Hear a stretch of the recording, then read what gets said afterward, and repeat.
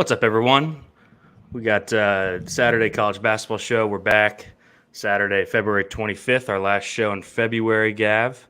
You're up early with us again. We have another Saturday main slate. It's been a pretty good week, I think, for both of us in the college basketball streets. You know, we had the larger contest during the week with NBA on break. I think, we took advantage a good bit. I know that you had a good score earlier in the week. How you been, man? Yeah, it's been a good kind of 10-day run here.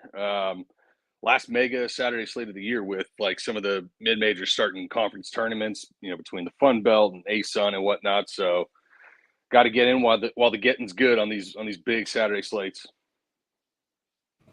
Yeah, and we have another one here, another big afternoon slate, at least game-wise. And then I think I haven't looked yet, but that Indiana-Purdue game tonight, I think, is at 8:30 Eastern, maybe 7:30 Eastern. That's probably the headline of the day.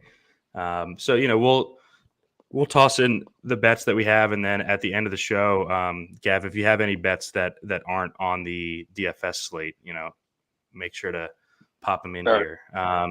Just off the jump, we do playbooks and core plays over at Run Pure every day. So, we have the free show here, but throughout the week, we're breaking down each and every slate throughout the rest of the season. The Discord is really active. So, if you want to get in there, use code Boynton15, BOYNTON 15. Gets you access to all sports on Run Pure, not just college basketball, and gives you access to the SaberSim optimizer, which is, I use it for PGA, MLB, and so on. But yeah, let's dive right in since we got 12 games. First game on the slate, Michigan State at Iowa. Ken Palm's got Michigan State 29th, Iowa 46th. He's got this game lined Iowa 75-73. What are your overall thoughts on this game? I know when I looked at it first yesterday, this seemed like a really good spot situationally for Iowa. Yeah, it definitely is. You have them off the 2 straight road losses at Northwestern, at Wisconsin. They shoot 27% from 3 on the road. They shoot 38% at home. Iowa's 6-2 ATS at home in conference, and they're 2-6-1 on the road. So just kind of you have a completely different team, home road split dichotomy. In addition to kind of like the emotional dump, I think we'll see from Michigan State.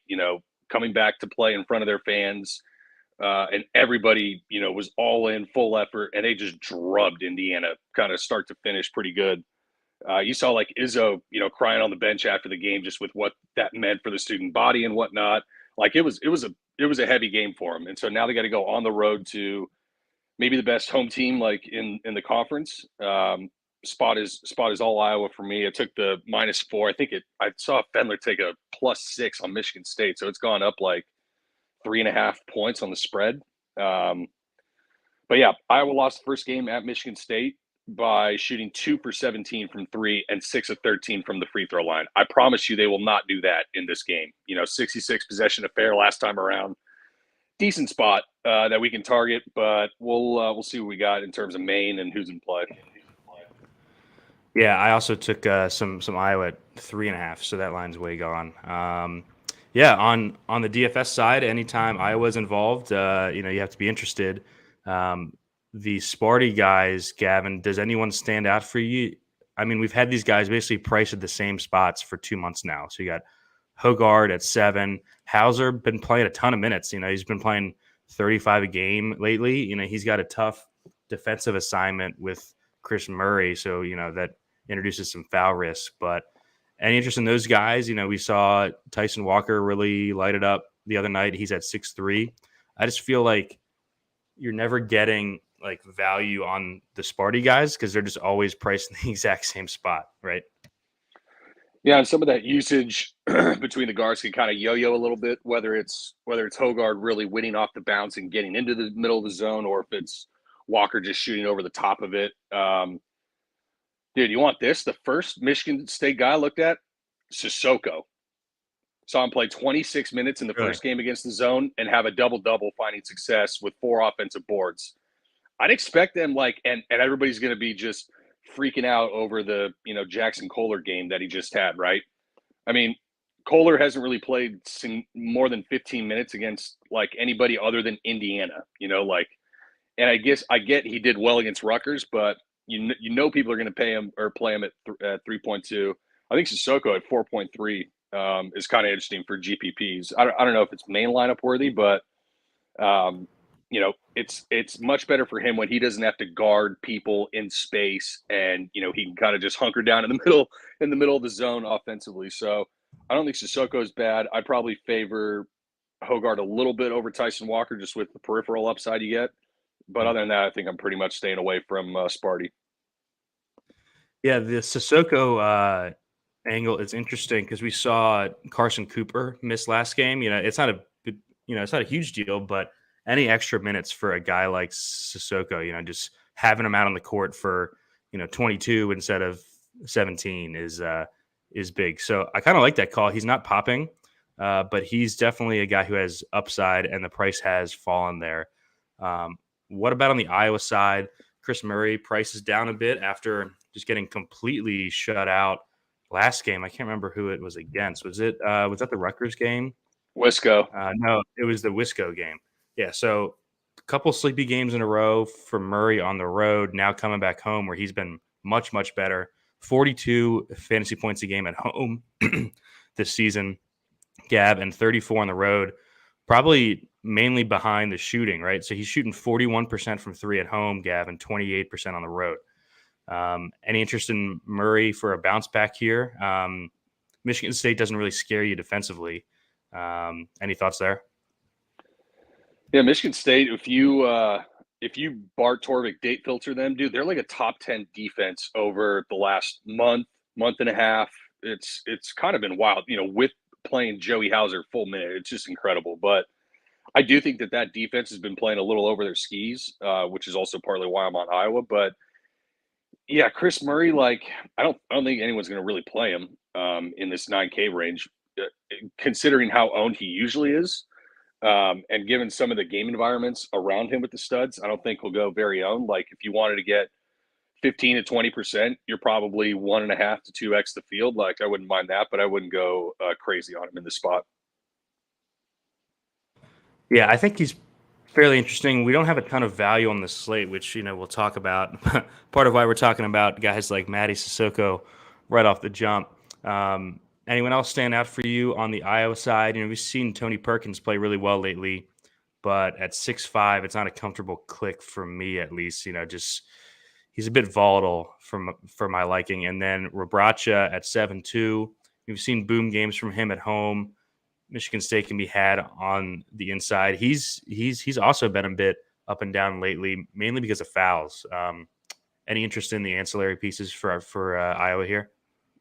Yeah, I mean, Rebraca went 16-11, threw up 37 points on him last game. So I think he's fine. I think if you want to mix in like a Ulyss, it's not the most inspiring play, but if we're talking about a slate where there's really no kind of eye-popping value that you have to play, and a lot of times we'll get 2 to 3 of those on a Saturday slate. I don't know if there's one right now where we currently stand. So, if you get like 3 to 4x from some of these value guys, like I'd be fine with that. You're probably not too mad because there's going to be a ton of landmines everywhere, and Ulyss is relatively integral to the offense. He's kind of like poor man's Tony Perkins in a sense, and that's reflected in the price. So I'd probably rank him Rebraca 1, then Ulyss, then Perkins for me. Yeah, I think this game's interesting to start. I like the Sissoko call. I didn't have him on the playbook. I actually just added him as you were talking, just because there aren't that many plays in the 4K range, and the ones that I have listed I don't really like. So, taking an upside swing on him, especially Gav. Like if we get news that Cooper's out again, I think that kind of solidifies a couple extra minutes that might be the difference between him having a shit game and having a good game. So let's move on here. UConn at St. John's. Man, St. John's in a bad place right now. UConn 5th at Ken Palm. St. John's 87th. He's got it UConn 80 to 71. So monster team total here, Gav. Overall thoughts on this game? We saw Curbelo make his return for St. John's last time. I think Pinzone still out, but besides that, they're at full strength. Yeah, this is the rematch of when the Johnnies won by 9 in Hartford. UConn led 18-10, 10 minutes into the game, and then the Johnnies outscored them 75-56 over the next 30 minutes. Woof. Like, these teams shot a combined 64 free throws in the first game in a 77 possession affair. Like, they also shot combined 25% from 3 on 39 attempts. It was just a rock heaving fest, but it was also a 77 possession rock heaving fest. The Johnnies lost all 6 games after that UConn win to any team not named Georgetown, right? We kind of thought they were dead.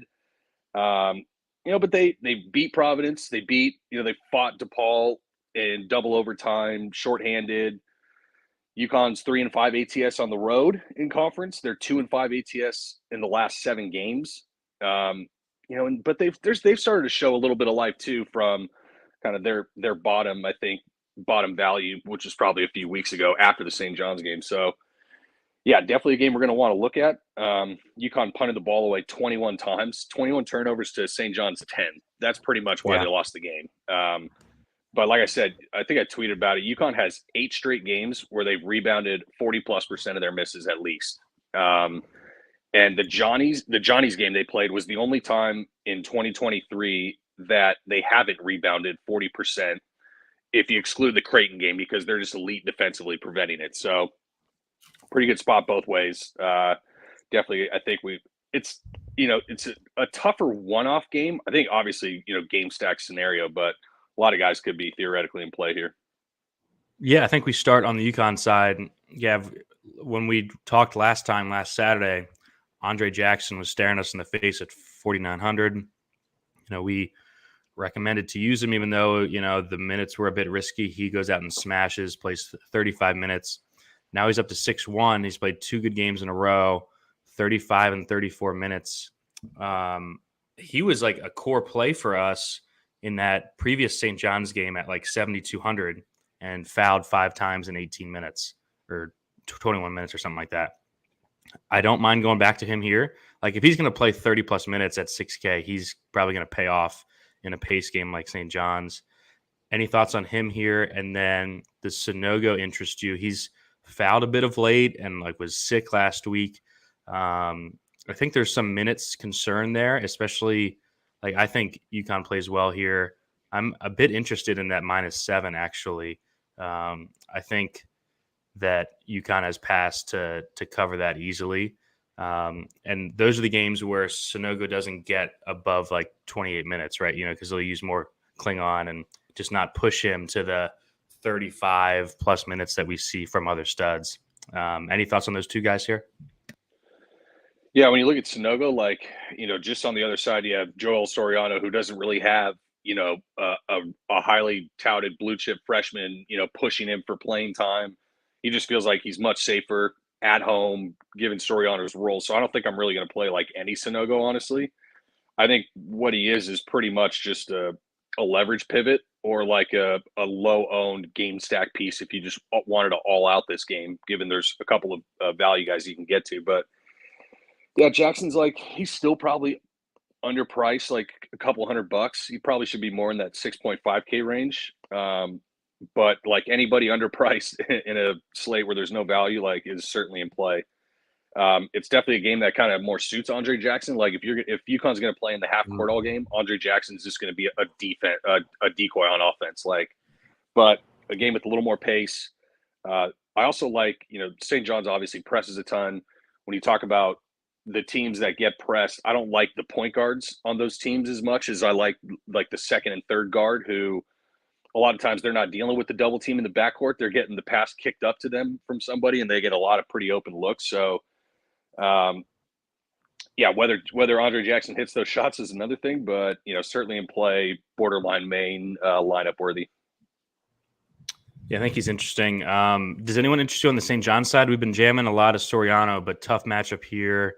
Curbelo comes back and plays 23 minutes right away at 4.5. I think he's interesting just because of the price.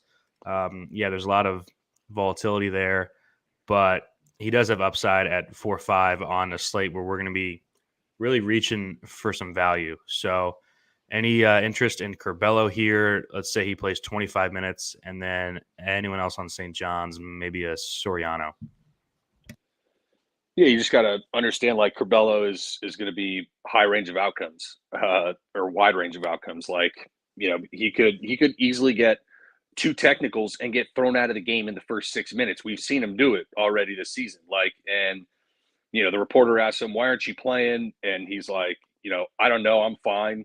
Ask coach basically, and okay, then he plays mid 20 minutes and gets 5 steals. Like, in play, but God, that's fucking terrifying. Just with kind of the up and down nature of him and his season. But you have to consider, him being back kind of crosses off Posh and Adewusu for me. But I think Store is still in play. Like, I love Store. I think this kid is going to be a friggin' stud in the Big East. I think like future first team All Big East type guy, 18-point scorer a game. I think he's a little safer to get minutes, but he's not going to be likely involved in the periphery as Curbelo could be. So I'd probably go Store if I had the 600. But Curbelo's fine, in this scenario in the context of the slate. Yep. All right, let's move on. We got a good real life game here. Creighton at Villanova. Villanova gaining some steam lately since they got Justin Moore back. Creighton 12th at KenPom. Nova 69th at KenPom. He's got it Creighton 70 to 66. I know I jumped on Creighton when it fell to -2.5. Gavin, what are your game notes here? Yeah, I kind of thought the same thing. Nova is getting Justin Moore back. Are they gaining steam? The market certainly thinks so because they're taking money more often than they're not, kind of up until this point. But they're still 4-4 straight up and ATS with Justin Moore. If you Bart Torvik date filter his return on, I think it was January 28th, they're only the 61st best team in the country. So it's not like they're blowing the doors off. I mean, he has to produce offensively in his current role because I think he's just such a liability defensively because he just doesn't have the lateral quickness. He was already lacking a little bit of quick twitch and burst for a guard, but now coming off the Achilles, he's still not 100%. I don't care what his stats and shot volume and doing this looks like, but I don't think he is. The first matchup was a 5-point Creighton win at home, and that was Moore's third game back. So he was even worse back then. But still, like I said, less than 100%. It was a close game, but Nova never led. They led 3-0 and then never led after that, even though it was only a 5-point win. So Synergy had Creighton at 0 transition possessions against Nova last game. 0. So, this game could slog a little bit if they kind of go the same route, because I think Nova understands we're not going to beat Creighton on the offensive boards. Like I said last game, Creighton's elite preventing that with opponents. So let's at least just get back and not get burned with open threes, in the open floor. So yeah, like Moore, 102 O rating so far. He's shooting 28% from 3. So no, I don't think going to be for me on this slate. I think better real life game than DFS game for sure. Yeah, same. I only have 2 guys written down from this whole game. I think I'm going to fade Creighton. On the road against a super slow team, one of the slowest in the country. You're just not getting any price breaks on the Creighton guys, and I don't want to play the guessing game of who's going to have their ceiling performance. I do like them for the game, but just don't love anyone DFS wise. And then on the Nova side, I wrote down Eric Dixon and Justin Moore. Dixon at 7-4.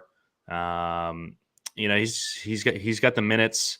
The matchup's not great, but at mid sevens, I think that he can pay off, and he has a nice projection here. I wrote Justin Floor became Justin Ceiling last game, as he hit every shot. I don't mind him in the mid sixes. I don't think that I'm going to go out of my way to play him though. Any last thoughts here before we move on? Yeah, keep in mind he got fried by Trey Alexander in the first matchup. That's the one where Alexander was like 5 and 9 from 3 or something like that, had 20 some odd points. I think that Creighton guys are a little bit more in play for a GPP context, especially like a Kaluma at 6'6". He's high, wide range of outcomes, so it's a little bit worrisome. They were playing like Frederick King and Farabello over him, like, but but still got plenty of upside. And then, Dixon. I think Dixon is pretty interesting, right? 20 points last time against him. He had 10 post-up opportunities himself just against Kalkbrenner. So while I wouldn't advise that, it's still 10 post-up opportunities, and he took 6 threes against the drop coverage. So he's got a chance for a 20-point double-double in this spot. I think it's just going to be hard to get to because lack of pace in this game, though. Yeah, I do think that Dixon's the best overall play of this game. Let's move on. We got a good one here for DFS. Clemson at NC State. Clemson 79th at KenPom, NC State 39th. He's got at NC State 77-71. The big news here, Jack Clark, NC State has the nasty fall during the week, like on his head/shoulder. So he's questionable here. I don't know what the deal is with him, but it is in that first window. So we will know going into lock. We got Kurt with us now. What's up, Kurt? Hey, guys. Gav, we'll start with you. Overall game thoughts here, and then how Jack Clark kind of impacts the game and our DFS options. Yeah, like Clemson, oh boy. Started 3-0 ATS on the road in conference. They're now 0-5 in their last 5 straight up. And that includes straight up losses at Louisville and at Boston College. They're 356th away from home metric on Haslam. Like Clemson is very, very paper tigerish on the road, even with kind of a commanding win against Syracuse at home last game, and have covered their last 3 home games pretty easily. So another one of these teams that I don't think gets enough publicity about how bad they are on the road and how stark their home road splits are. Really like NC State in the spot. I'm tempted to bet the -6. Like it's basically going to come down to Brunel is going to underscreen everything, and boy, if you're going to underscreen Turk Smith and Joyner, like if they're hitting shots, it's going to be a long day for you. NC State's 3rd straight home game. They just walloped Wake and covered, against UNC. So, I think spot kind of points to NC State and, one of the better DFS game environments for sure. 148.5 total. I'm really high on this NC State team going into the tournament. I think they can make some noise just with their elite guard play, especially if Clark comes back. Kurt, what's up, man? Morning. Missed the first couple games, but we got you in here for a good one. If Jack Clark misses this game, what are you doing? Are you playing some Ernest Ross? Are you playing some Greg Gant? How do you think that shakes out if Clark has to miss here? Yes, I know you've been a Greg Gant guy. I think he's been good to you. And then Ross, it's been a love-hate relationship with me and Ross, but when I watch him, it pleases me. I know the guy has talent. He likes to foul a lot, but if Clark misses, I'm going to go Ross. But that's looking like that's what's going to be the ownership. So, now I'm kind of on your side where it's like, okay, well, Gant's going to start. He'll be the lower owned of the 2. So now I'm going to be torn. I'm probably going to split him. If Clark is out, I'll have one or the other in every lineup probably. Because I'm actually not maxing today, surprisingly. So I'm only doing 5. But yeah, so that's my game plan there. And then as far as I haven't played Turk Smith in a while. I think I'm going to be back on Turk Smith. Is going to be in the pool tonight or today. And then I'm going to have PJ Hall after he was the one Clemson guy who didn't do great the other night. Thank God Hunter Tyson did. I actually made some money on that Tyson and the Chase Hunter combo. But I'll be off all of Clemson besides probably just PJ Hall. I respect NC State's defense. And like you all said, I think they're underrated. So this is the elite guard play. They might be a fun team to bet on in March. Yeah, for sure. Gavin, thoughts on the Ernest Ross, Greg Gant thing, and then anything else in this game? I do kind of agree with Kurt. I don't think that these studs are priority plays on the slate, but they're definitely interesting in such a good game. And we're coming off a game on both sides where the secondary stud crushed and the main guy didn't, and now their prices are flip flop. We have Turk less than Joyner, we have Hall less than Tyson. Any thoughts there? On which one of those 8 things that you just asked me you want to point to? No. First is the fucking Jack Clark news. I asked you 2 things: Jack Clark news with Ross and Gant, and then the studs in this game. Do you have any interest in any of the studs? All right, Jack Clark news. I have no idea if he plays or not. The whole sling kind of is worrisome, but when you talk about Ross and Gant, Ross is the freshman who is actually a pretty decent basketball player, right? Gant is basically more of just a 4-man enforcer. So I think Gant's actually going to play a lot because of the two-headed monster that Clemson poses. Dude, if you, in larger field stuff, if you want to play both those guys, if Clark misses, I don't even hate that. I shipped one slate earlier with Ebenezer and Ernest Ross. Remember that? Oh, Ebenezer Dewona. I mean, Oh it's my God. doable, and I think NC State could easily put up 90 here, just like they did against Wake. Dude, that Wake game was 67 possessions, and NC State scored 94 points, 1.35 points per possession or something like that. Like, this offense can put up points in bunches, steal three, like rebound, transition three. Like, they can just put up points like no other. I kind of like the Turk Smith call. I wish his peripherals were ticking up a little bit, but he hasn't really had a crazy steal game. I don't know if it comes against Clemson. But yeah, dude, Joyner has been just a fucking wagon. Like, it's almost like at 8.9, he's probably going to keep crushing it. I'm just still not going to play him. But yeah, that's kind of where I'm at with these guys. Yeah, same. I do like Turk over Joyner, but that might just be, stuck in our ways, and the priors are too good. But yeah, I think I'll go Turk over Joyner, and I like the Hall over Tyson call for Kurt. Any other thoughts on this game, Kurt? We got Burns, big fat Burns. We got Chase Hunter, who was good to us during the week. Any of those guys? No, actually, like Evan said, it's a good game environment, but I don't know. Like, I'm not going to chase the Shefflin game because it's Cuse. Yeah, nothing else for me here. I'm not playing Burns, bro. He'll continue to get 30 and 4 and 5. I'm not fucking doing it. I'll keep losing money. I don't care. I can't do it either. Let's go to a much worse game environment here. Oklahoma at Iowa State. Kurt, we'll start with you here. Ken Palm's got it. Iowa State 67-60, so low team totals, especially in comparison to the slate. Is anyone playable for you here? I didn't list that many guys on the playbook. I got Lipsy on there, but the game environment's kind of tough to click. What do you think? Yeah, I'm definitely doing one max, but I think I'll have a share of Bama still. Like I said, I'm doing 5 lineups, so one share is not going to kill me. The value is not too great yet. Stuff might change later on, but I'll have a share of Bama still. I'm torn on Lipsy. I just like the way I feel like he's going to flirt with legit triple doubles. He started out hot last game. It was like 4-4-4 or something like that, and then just didn't do nothing. So it depends how crazy I want to get with him. But I think, look, this is so gross, guys. Like, I'm sorry. Gavin, I'm sorry in advance, but Gabe Kalashar is going to have a nut shooting game, and I'm not going to be the fucking one to miss out at sub 6K. I know it's coming. It's different when he was like 7K, but the guy's going to make shots one game, and he's going to like 5X with ease. So I'm going to have I'm going to have a Kalashar share. But I'm doing one max in this game. Like, if I fuck with this game, it's going to be one max.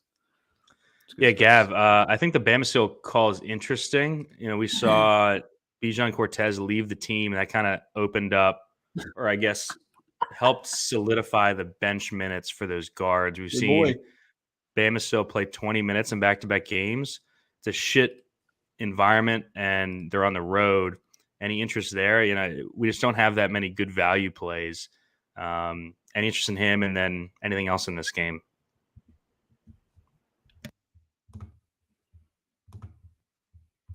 You on mute? Gav, you're on mute. I am on mute. Yeah, we have 2 games on this slate that are rematches of previous games in which the previous games went over 75 possessions. And you want to fucking panhandle through a game that went 59 possessions. Like, there's no chance on God's green earth I play anybody from this game.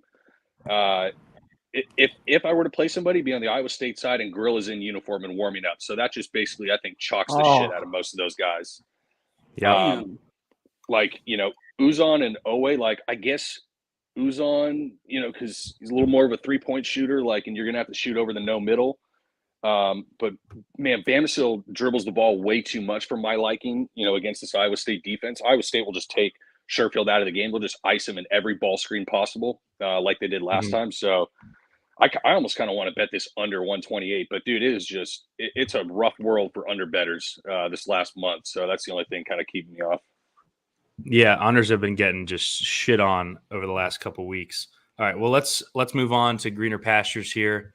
We got TCU at Texas Tech. TCU 21st at KenPom, Texas Tech at 51. Really playing well since AMAC came back. Gavin, we'll go to you first. KenPom's got this Texas Tech 73-72. I see Texas Tech -2 right now. They've won a couple games in a row. Maybe starting to figure it out. You know, they got Pop Isaacs back as well. I think this is the healthiest they've been all season. What do you think? Yeah, if you bar Torvik date filter for IMAC's return in mid-February, they've basically been the 12th best team in the country analytically since then. Pretty scary spot for TCU. Like they were in a tough spot versus an angry Kansas team. But TCU's lost 5 of their last 6 too, man. Like in 6 of their last 8, albeit, you know, the 6 of the last 8 was pretty unhealthy. The issue I have is, you know, Texas Tech's no middle, like Mark Adams basically was the guy who kind of constructed the no middle at Texas Tech for Chris Beard, versus a team in TCU that has to get to the rim and will get to the rim by all means necessary, like 352nd 3-point percentage and second highest frequency finishing at the rim for TCU. Stylistic matchup's kind of rough. Texas Tech is healthy and playing as well as they have. So yeah, I'm not stepping in front of Tech. I kind of noticed it like a week ago and 2 games ago, and I was like, dude, this team's starting to catch some steam. I'm not stepping in front of them anymore. But could get a pretty good game environment here. 70-ish possession projected total. So, you know, if people hit their shots, we're going to see a pretty high total. If they're not hitting shots, we're going to see an under for sure. Yeah, my lean when I saw the 145 total was the under here. I think if I bet the game, it's going to be that side, Gav. Kurt, we'll go to you.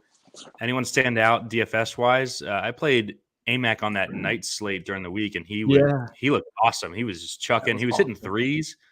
So I think he's my favorite play in this game for sure.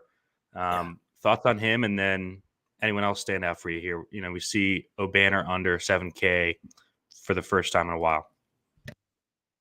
Yeah, so I'm actually loving IMAC. I'm loving the projection. The projection is terrible, which is tasty for me. I don't know how you feel about that, but that makes me love it even more.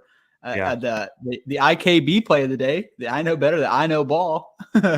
But Mike Miles too. I'm liking Mike Miles here. I'm going to keep doing that until he gets like that 40 burger again. Price what up? $200, $300 or $400. But still don't care. I'll go right back to Mike Miles. I wish Pop Isaacs was a little bit cheaper because I kind of like his game, but it just doesn't translate to DFS, I feel like, most times. So I'll mix in PV if I fall in that range at like 4.7, but really that's about it. Like, I mean, you can mess around with some of these 7K guys, and I'm not going to like talk anyone off of it, but it's just not going to be for me. Yeah, we've seen Miles play 35 and 38 minutes, Gavin, the 2 games since returning from injury. Any interest there? And then are you with us with AMAC, or is there someone else on Texas Tech that's catching your eye? No, IMAC's definitely the best play in this game. I think like by a large margin, best play in this game. Definitely mainline consideration. Even I think even bordering on core play. Just with the pace that TCU is going to bring. You know, you talk about Miles, like, you know, typically the no middle is not good for guys who rely on dribble drive, but when you have guys of like the elite first step and burst that a Noel or a Mike Miles have, like you can kind of carve through that thing decently.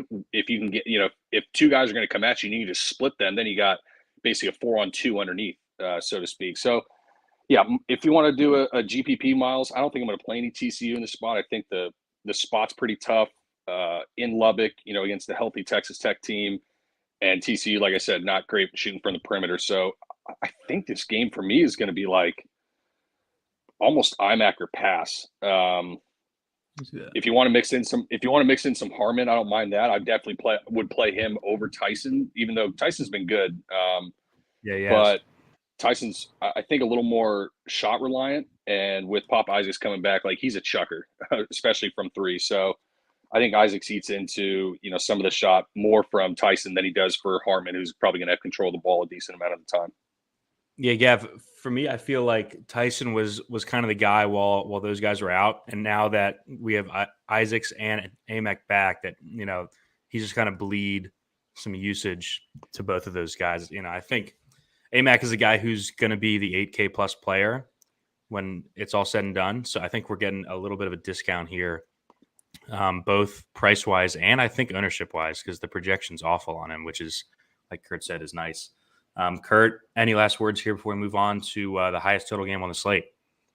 No, I just wanted to kind of get your all's opinion on the low projection. Like I said, I like it. I'm confused of what the issue is. I didn't know if it was a SaberSim thing or our thing, or is RG low on him as well? His projection was bad the other day too. Yeah. I think it's kind of tough to project him for without that much ton of minutes. But like he played 30. Yeah. So he has 32 in back-to-back. Like his season long rates aren't great, but I think he came back a little too early and then we saw him sit. Yeah. And like, since he's come back, the rates are great. Like 21% shot, 27% rebound, 22% assist. He looks fine. Like he looks a lot better than what he did. He's going to be above it. He's probably one of the only guys on the slate who's 1,000 underpriced. Yeah. So lots of interest there. Let's move on to the next game. Mizzou at Georgia. Gavin, not the best game on the slate, but probably the most important for us DFS wise, right? We got Mizzou 63rd at KenPom, Georgia 132nd. He's got this 80 to 77 projected. So lots of points expected here. Let's get some overall game thoughts from you, Gavin. I will note Mizzou's still without Isaiah Mosley. I haven't seen any update there. And Ronnie DeGray also missed the last game with an injury. Haven't seen any update on him either. Yeah, Georgia's given up over 200 combined points in their last two games, albeit, to Bama and Arkansas on the road. But, dude, Mike White, I mean, they played a 74 possession game against LSU. Is Mike White just saying, screw it, just start running? Like, this is kind of weird. It doesn't seem like Mike White. But, Mizzou is going to push that pace as much as Bama and Arkansas, if not more. So, boy, yeah, there's going to be a lot of possessions. The question is there going to be any efficiency? Both teams are pretty shitty defensively. So, yeah, you tend to think like you're going to have some pieces from this game for sure. But both teams are pretty, rotation-y. They'll deploy a lot of guys in one given game, and the usage can get spread around. So, it's going to be you're going to be stepping around some landmines here on this one. Yeah, the total's just so good, though, Kurt, that I think that we have to take chances. We'll start at the top. We have a question in chat. Is Kobe Brown a core play for you today? We've seen him really turn it up without Isaiah Mosley there, just chucking. The peripherals are always good. The concern is the fouls, though. We haven't seen a Kobe Brown foul game in a while. He's now on the road, which kind of introduces a little more of that risk. Do you think Kobe Brown at 8-7 is a core play for you here with the 80-something team total? What do you think? I think it's very rare for Kobe Brown to be a core. He's been great this year. I just think he's always like a GPP. Like, know what you're going into, okay? Like, he has a nut ceiling, but like you legit might get stuck with like 21 or 17, like if he has that foul game. So it's hard for me to always say core play for him, and on the road especially. I don't even know if he's going to make my pool. I know what his upside is. If he goes for that, I'm dead. Closing laptop, moving on. No big deal, especially if he's like more than 10% owned. But I think just know what you're getting into. You have a chance to go for a high ceiling. If you fit the lineup, go for it. But I really like taking a shot on Gamillion here, 3,300. It's a good game environment. That's probably my favorite play here. I don't like Gavin said, it's a lot of landmines to avoid. Hodge feels very comfortable at 7-1. I've actually had some good luck with him this year. The rates are all great, especially since Mosley's been gone. I miss Mosley, by the way. Diarra cucked us that one time, went back out and smashed. I forgot what he did this week. I was playing basketball that day, so I didn't watch. Fouled five times in 16 minutes. Yeah. We had 100%. Yeah. Mm-hmm. Yeah, that was terrible. But I'll go right back to him in this type of game environment. So really, I'm going to attack the value here and even some Oquendo love. But I'm going to be probably off on Kobe. Yeah, on the road. Just hope he fouls. I'm probably playing Kobe Brown here. Gav, what are your thoughts on Kobe here? I know you played him on that like Tuesday slate, got him pretty low owned. smashed again. He's actually been good to me this year. I couldn't get him right last season, but he's been good to me. Thoughts there? And then are you going back to Diarra? And then any other thoughts on the Mizzou guys? I think there's like 5 or 6 guys in play here. God, yeah. I was playing Kobe because I knew a lot of people were going to play Tolu in the same game environment or the same game when I had Kobe at home shooting against a pack line defense as, a stretch 5 who can fill it up. Now, the 5 steals obviously was helpful, and he's got 8 in his last 2 games. The way I think of Kobe is pretty similar to Kurt. Like, when he's highly owned, I'm going to try to find a route to not play him. But anytime that he's going to be low owned, like, I'm going to have some interest in him is pretty much where I'm at. So core play, no. In the pool, yes.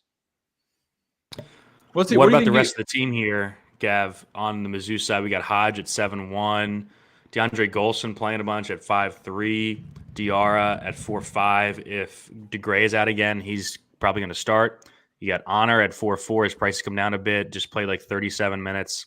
And then Trey Gamillion, who Kurt just brought up, was hurt for a while, but stepped right back into 28 minutes last game. That actually hurt Golston. That hurt like Sean East, guys like that.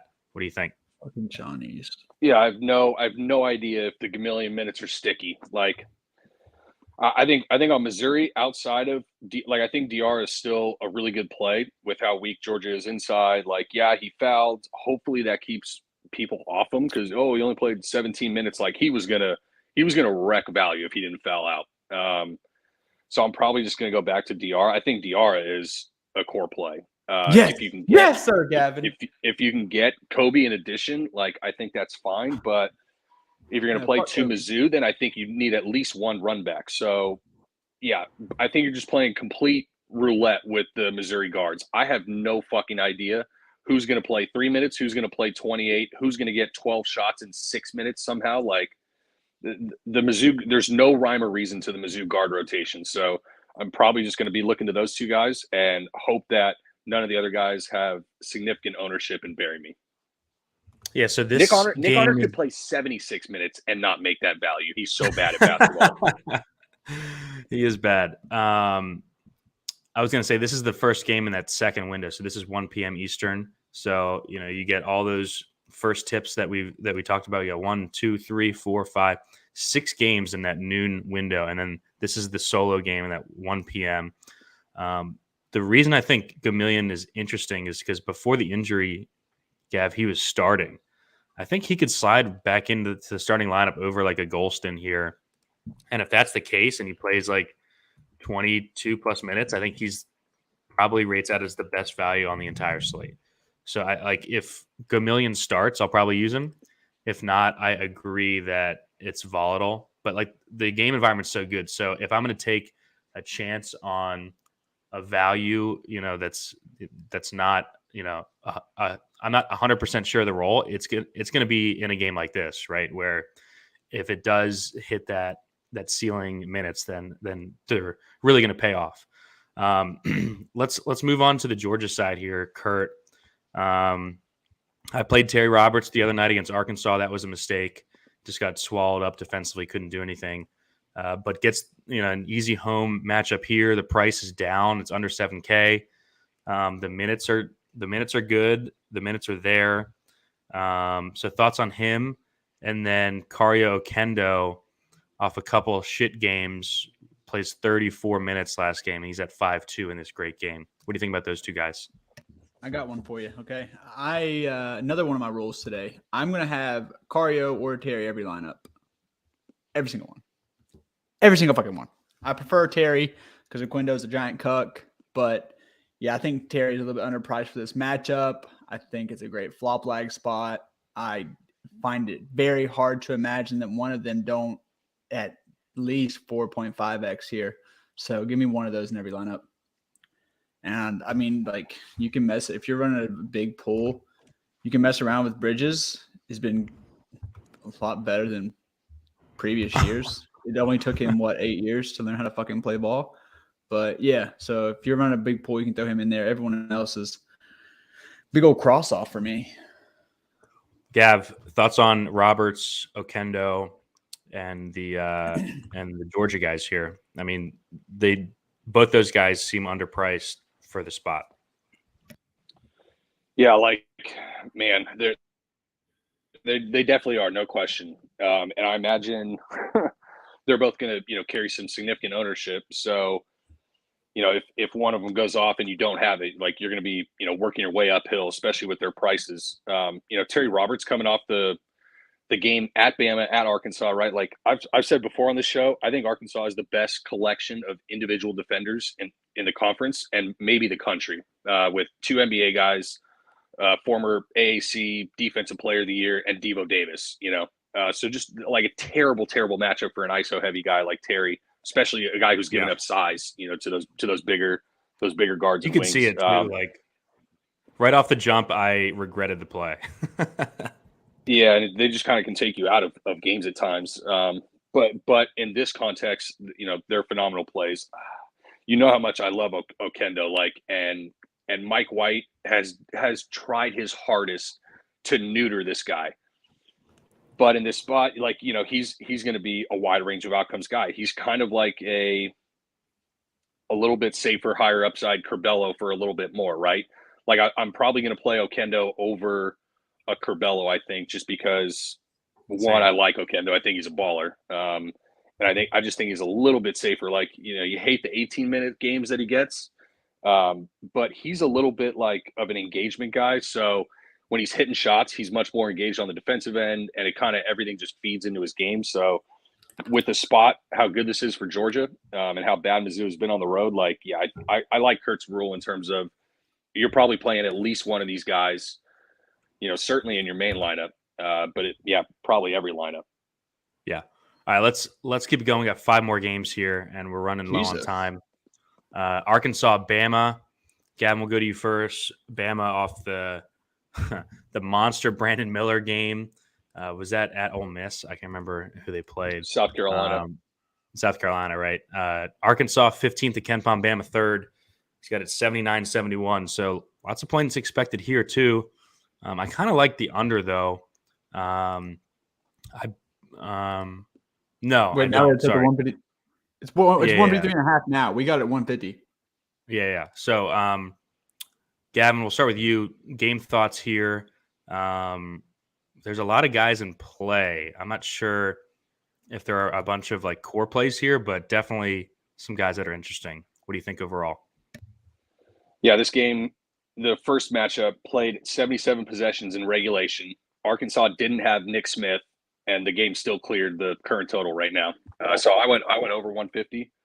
Yeah. I think we're just going to see another, ballistic matchup. Like, the worry is that there's a lot of elite individual defenders in this game, not only on the Arkansas side, but you got Clowney and Bediako are really good in their own right. Like, Brandon Miller's a good defender. So, yeah, there's going to be a ton of pace. The only way this game doesn't get there is on efficiency, basically. But, yeah, I think we're going right back to the Nick Smith well and starting from there.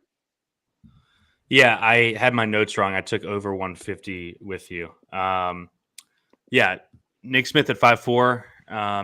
If he burns me at 5'4", I'll move on. But like he looked awesome in that Georgia game. I think he's fully back. He's going to keep starting. He played. Let me pull it up. How many minutes did he play in that game? So the last 2 games he's played 32 and 29 minutes. Highest usage on the team, Kurt, when he's out there. Are you playing Smith here and then any other guys in your pool? Brandon Miller, we've seen like kind of lie in the weeds in games that they blow teams out, but when Bama gets pushed is when he just goes nuclear. So I guess the question is, do you think Arkansas can keep this game close? Because if you do, then Miller has to be in the pool. What I've doing, I started doing this last week, and it's funny because I just now did it. I'm trying to be quick because I know we got to get out of here, but just stacking the Bama games, and then when they stay close, you have legit the nut. I started doing it last week, and I actually got the first like non-blowout game in a while, so that was nice. So just always set a lineup aside. You all have enough money to just put up one little lineup aside, throw it in there with the Bama stack, at least 4 people from the game. And then if it stays close, you have the nut 4 or 5 people on it. I think I did 5. And then once again, Nick Smith, why the fuck is he under projecting? Can we just lock in Nick Smith and Amik and just they're going to come in lower than what they should? They should be 40 to 50%, and they're going to be what, 30 to 28-ish? Yeah, Smith is underprojected. I'm just I'm gonna so play confused him. what the fuck's happening here. Like, did someone just Underprojected, underpriced, all the above. What's happening? Yeah. I'm locking those two in every lineup. I don't give a Gav, fuck. If I lose, I lose. Gav, before we move on, I want your Brandon Miller thoughts on this slate here. 9-3. We don't have the TJDs. We don't have Edie, guys like that on the slate. So, if you're playing these values, you have to spend somewhere. Is Miller in consideration for you here? Yeah, he's one of the best spend ups on the slate. If there is a weakish spot, on Bama, it's kind of that 4 spot when Walsh isn't in there. Miller could have some good success here at home in a mega pace game. So I'll probably like him more than, for instance, a Keegan Murray at similar price, just because of the game environment. We could see 10 more possessions in this game than we do in the Michigan State Iowa game. Yeah, I think some people are going to be concerned. So when they played earlier, he only took 4 shots. I think that's more of an anomaly than anything else. They're at home here. Yeah, I think the thing with Miller is if the other team pushes them, then he's going to crush. Let's move on here. We got a couple games left. Arizona State, Arizona, early tip out west. Wow. Arizona State 66 at Ken Palm, Zona 10th at Ken Palm.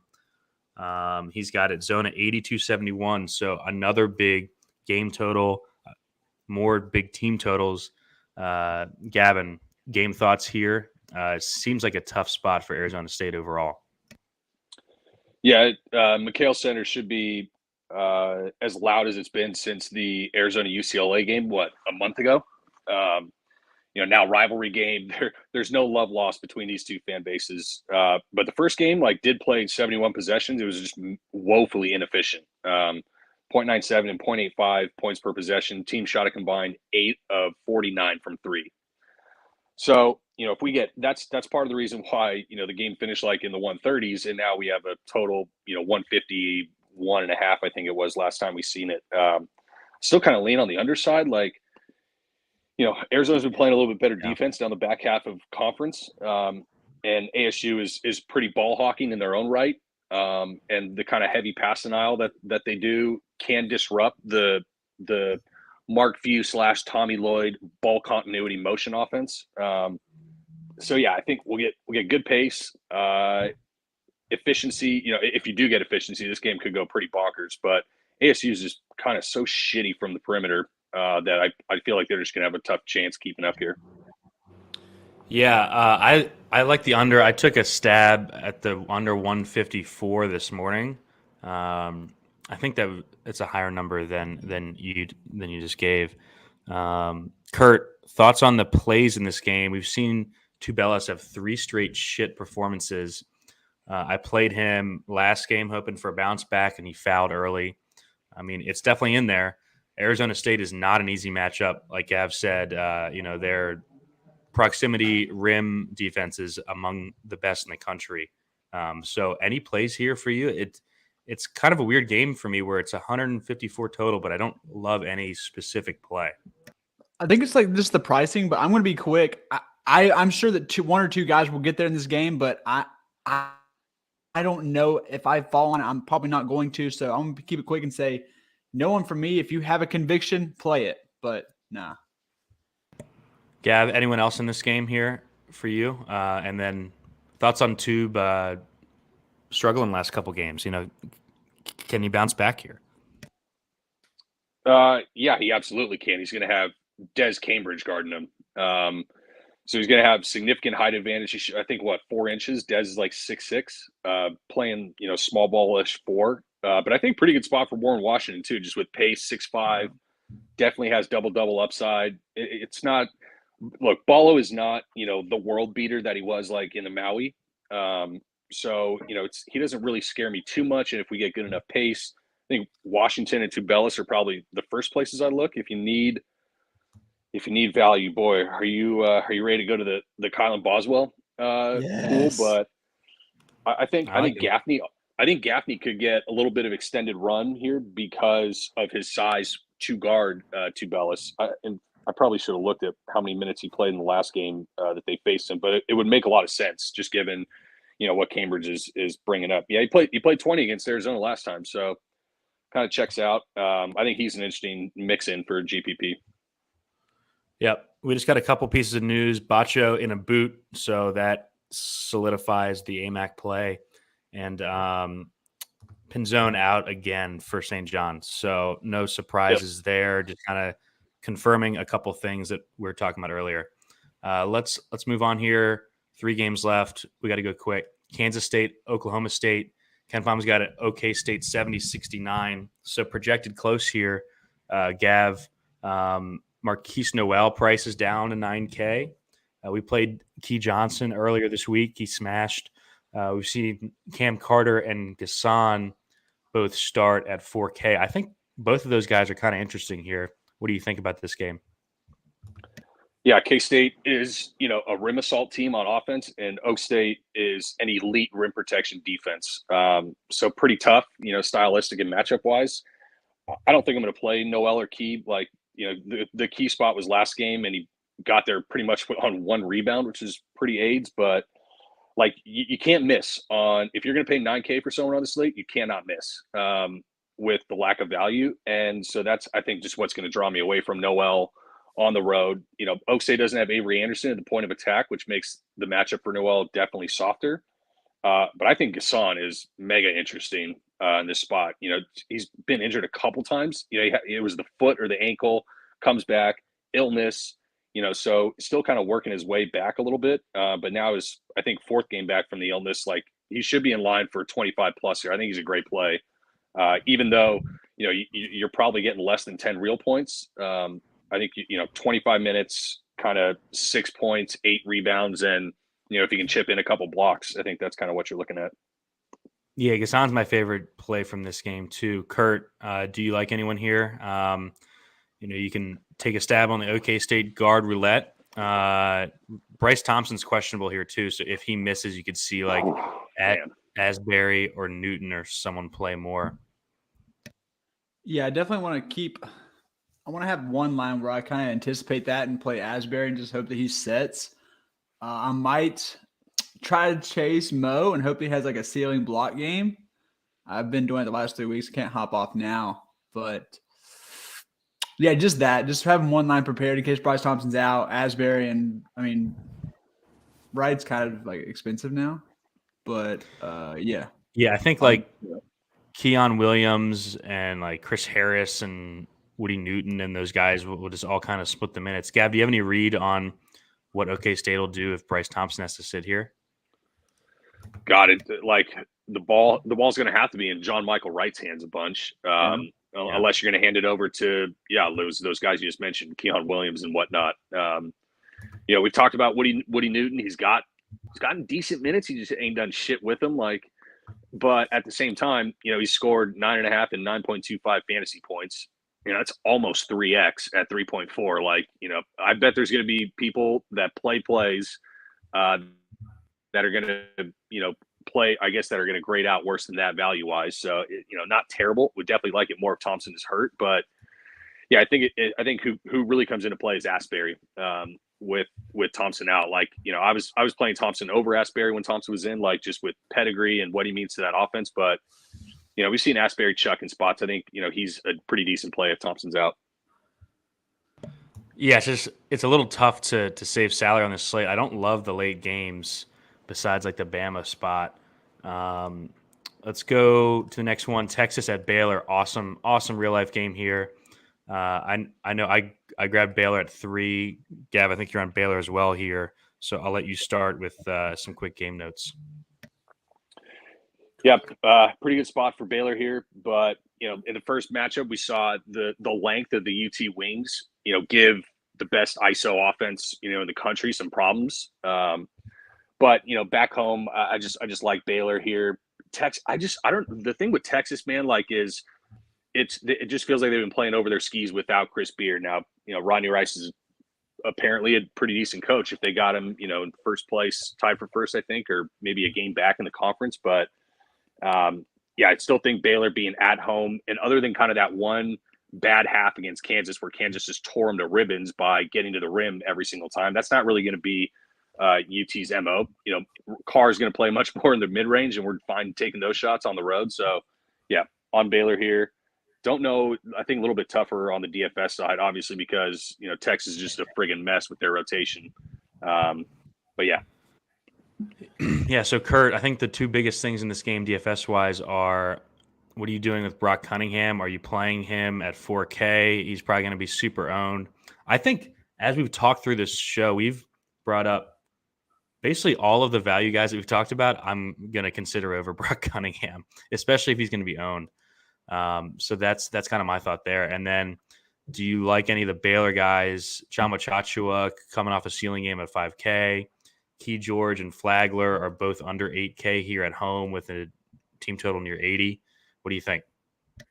I think Cunningham slides right into where the Ncaa, the David Ncaa. I can't say his last name, but I'm gonna have a spot in all my builds where it's I leave a 4K-ish for that forward range. Brock Cunningham will fill that role in one of those lineups. And then another last piece, if I fall on it, I like is JTT. Hit that 3 last game. I was watching it. I saw him attempt a couple when he came back. He missed both of them, but I just think that has a ceiling that's more than 31 or 32. I don't know if it's going to come today, but I think we're going to see some 40-point games from him from now until the end of the season. And we'll also see some 20s, and we'll see him foul out and some bullshit. But I'll take that for GPPs, 5-1. Cryer. I never give Taylor right as far as the guards go, but I guess my favorite tomorrow will be Cryer. So do with that information what you will.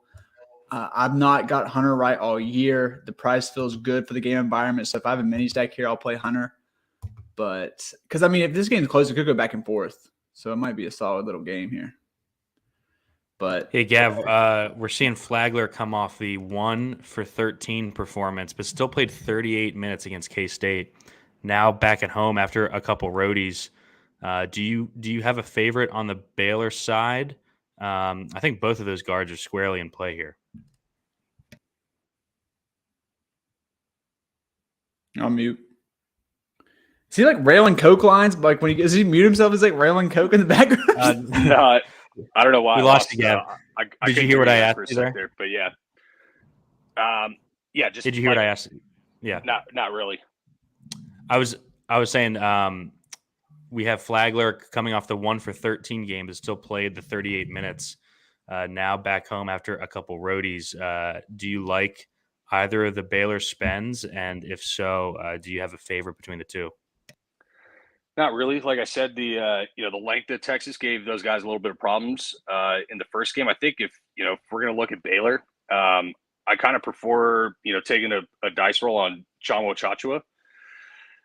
We'll still get pretty decent pace. We should get 70-ish possessions in this. The total has ticked down a little bit, but yeah, I think Ncaa was fine. In terms of Cunningham, oh boy, I'll probably find other guys. To in that 4K range, like I've talked about with Diarra, Sissoko, guys like that I think have legit double upside for a couple hundred more. But I get to play. I wanted to play him slate before, and you tried to talk me out of it, and you know what? You suck for it. But yeah, I think he's fine. He's in play. He's just not very inspiring now on the road. I think his minute floor is way lower than just what his last 3 box score games indicate. Yeah, and I feel like the guys that we've talked through on this slate, I think all have higher upside than him too. Let's go last game real quick. A&M at Mississippi State. I'm not talking about this shit. 63-62 on KenPom. So not much interest for me here DFS wise. You got Wade Taylor who's on just a crazy run right now. So him and Tolu, I guess I could see ceiling games from either of them, but this game total is so low that I'm probably just going to avoid it overall. Gav, you on the same boat there? Yeah, Texas A&M just played Tennessee, and now they're basically going to play Tennessee light in Missouri State. So kind of tough spot for them, just physicality-wise. And, both teams are going to just pack in their defense and force the other to shoot a ton of threes. So for the lack of, pace, we could see a lack of efficiency as well. This game could just get really ugly both ways. Kurt, what do you think? Looking at this game on the slate pisses me off. It shouldn't fucking be on the slate. It's horrible, bro. And like, okay, so here's what we're doing. Okay, so let's add a game 90 minutes after the lock. Let's make it one of the most frustrating teams to roster in DFS, Texas A&M. And you know what? Let's match them up with the slowest fucking team in college basketball. Great And idea. it's 90 minutes after the last game locks, Gav. Is Mississippi State the slowest Power 5 team? They are. It's gonna be like North Texas and Charlotte. Tempo. Oh, Yeah, okay. I mean they're bottom 30 in tempo. All right, let's wrap up real quick with our favorite spends and cheap guys. Kurt, we'll go to you first. We'll give you first pick. Let's go like 7K and above. Your favorite play there, and then 5K or less. What do you think? I'm gonna go. I wasn't on here for this game. Actually, wait, no. I'm gonna switch it out. I'm gonna go Mike Miles 7-7. And then and then the next is value, right? And it's gotta be non-chalky. Actually, come back to me for my value. All right, Gav, we'll go to you here next. Favorite spend, like 7K plus, and then favorite cheapy 5K or less on the slate. Yeah, it's like obviously Miller and Kobe Brown will be mixed in, Tubelis. But I think my favorite guy who's going to go under the radar is Dixon. I just talked about like the floor that he brings with the minutes and the opportunities that he should be getting on the offensive end. Even with Justin Moore back, so I think Dixon is all right. I think a lot of people are going to go try and play Justin Moore in that game environment, but I'll go with Dixon, and then. Do I have to go with Sissoko now at this point? I mean, I've said his name like 3 or 4 times. I think I fucking have to, dude. What a terrifying time to be alive. I'll go Matty Sissoko to get us 8-8 with 8-8 with a block in 24 minutes against Iowa. I got my value. All right, you got your value, Kurt? Yeah, it's DR from Mizzou. Yeah, that's who I was going to go with. Just going right back to the well there. Damn. But since you took him, I'll go with Greg Gant. I think Clark's gonna miss this game. He's at 3-2. He played really well when Clark was out, for stepping in. And by the time Clark came back, Gavin, he was like low 5Ks. So I think you're getting a bit of a discount on the spot and the roll in a really, really good pace game. And then my spend, I'm gonna go to AMAC. I've been playing these Texas Tech forwards probably more than I should, and it feels like it's always on these Saturday slates. I think he's main lineup considerable here. We just got the Bacho news, so that kind of solidifies the 33 minutes. So I like him here. We'll go back to you, Gab, before we sign off. Any last thoughts overall, like slate roster construction stuff, or anything you have bets wise for games that aren't on this slate? Yeah, I think we'll see ownership concentrate, around kind of 2 to 3 games for the most part. At least that's what it seems like. It's like I said, I think today's going to be more about avoiding the landmines than it is hitting every play that gets, 5x plus. So, what that means for your lineup construction, Godspeed. I'm trying to pull up some of these bets. I have no idea which one of these bets that I made yesterday that are still viable, like Vandy -3.5, FSU +16.5 at Miami. Good God. Hey, I think Cleveland's coming back, Gav. So then we're just cruising. I mean, everybody was on FSU +3 when Miami came to Tallahassee, and now nobody wants to play them at +16.5 the other way in Miami, like for a rivalry game. So, yeah, that's where I'm at bet wise. Oh boy. Kurt, any last thoughts here? I think the slate's similar to the one we had where we did our show on Tuesday, where I was like, have Clemson piece, have 1 or 2 Clemson pieces, and all these rules that I had, and we ended up killing that night. So I think it's similar to that. So let's see if we can finally have a great Saturday main slate. Yeah, I think the slate is pretty straightforward as far as how we're going to deal with it. I think there's some good pivots off of popular pieces. I think there's some pieces that you just jam. I think there are some underpriced pieces and underprojected pieces that we talked about. So, let's have a day for all the Run Pure members. I'll be in Discord all day. Kurt and I will be chatting and probably posting afternoon and night cores as well, sweating out the games. hopefully we get a clean foul slate. I think last Saturday we had a bunch of fouls early, so let's have a clean foul slate, and we will see you guys next Saturday. Run pure.